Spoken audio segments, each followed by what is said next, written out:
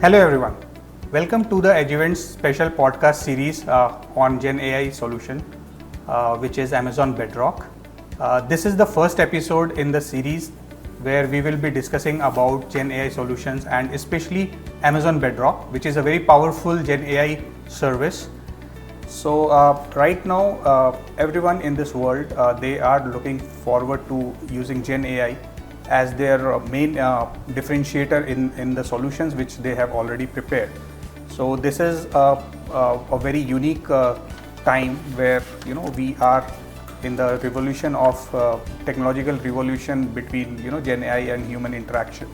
So I have today with me Ketan Badekar, who is a very seasoned professional.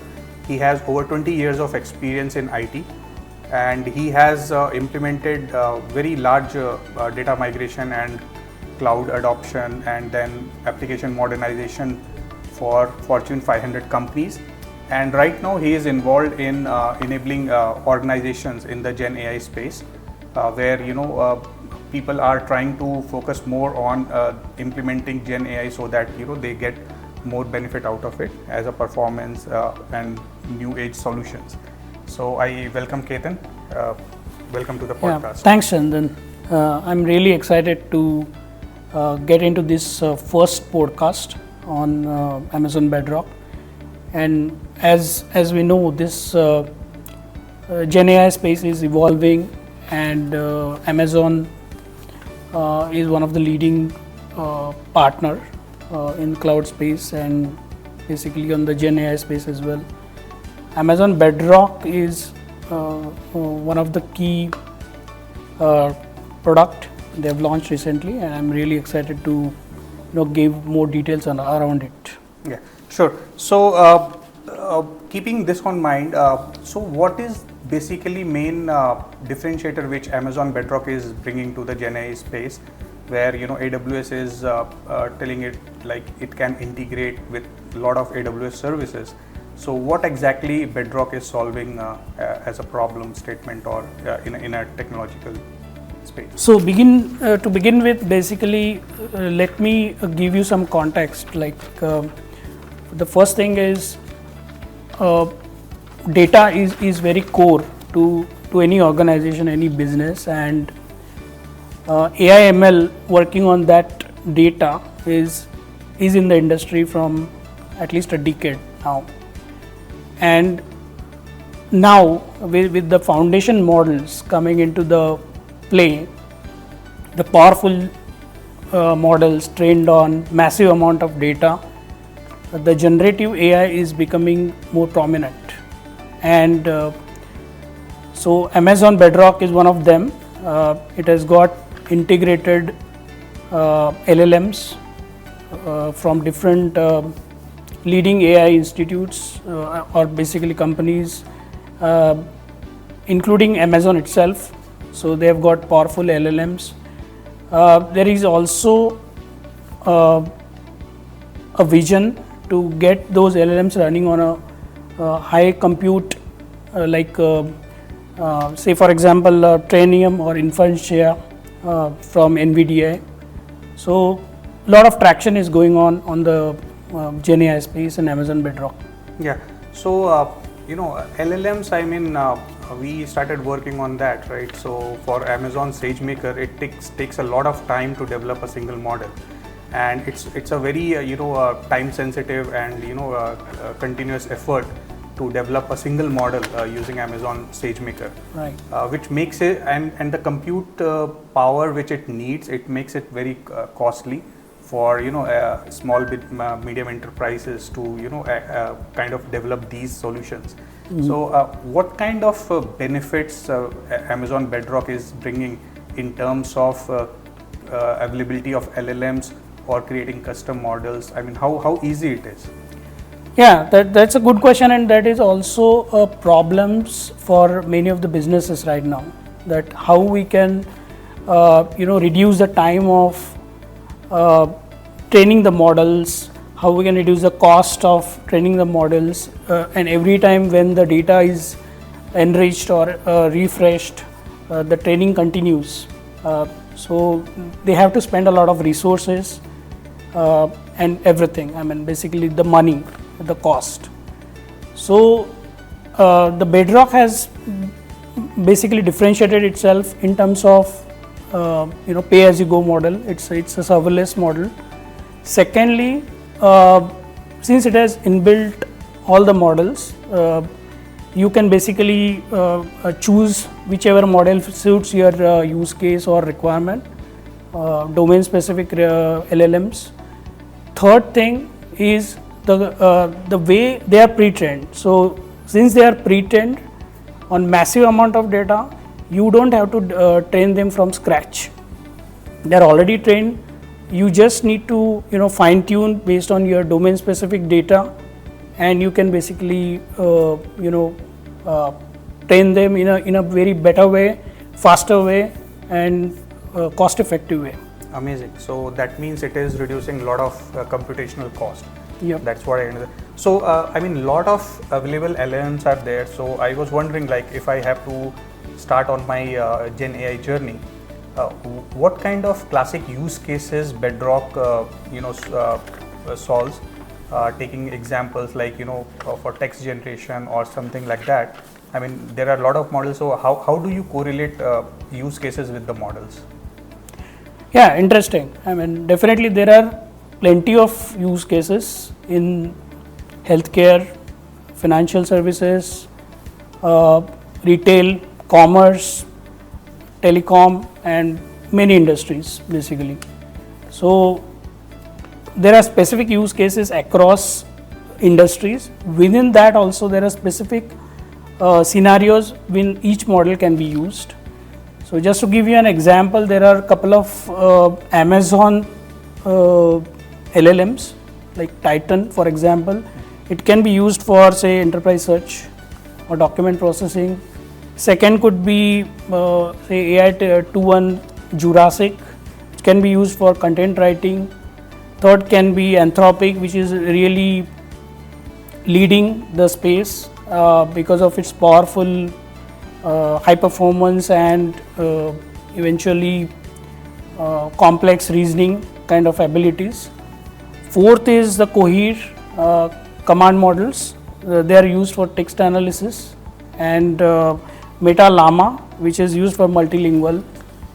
And the best part is the stability, which is used for image writing, image creation, and creative designing.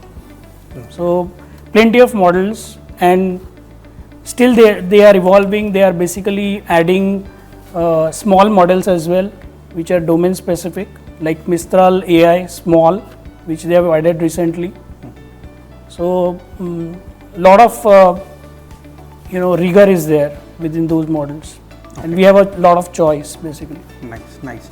So we have a lot of choices, and let's say if my organization is little bit conservative, right? So I don't want to use already developed models. So is there any way in Bedrock I can develop my own model as per my organization needs and data? And is there any way I can import that into Bedrock? Yes. And make it work?